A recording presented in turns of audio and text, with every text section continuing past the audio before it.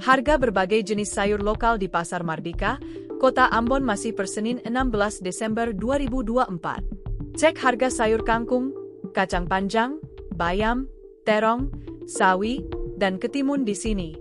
Harganya berkisar dari Rp5.000 hingga Rp10.000 per ikat. Ikatannya juga cukup besar dibanding beberapa waktu lalu.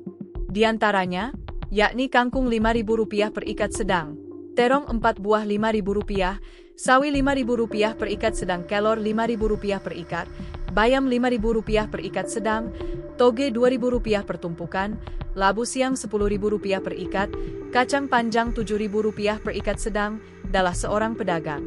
La Yamin mengatakan kestabilan harga sayur dikarenakan distribusi dari petani cukup. Hal tersebut dikarenakan cuaca membaik akhir-akhir ini. Sayur dagangan La Yamin dan beberapa pedagang di area Pasar Mardika dipasok dari Nania, Waiheru, dan juga Laha.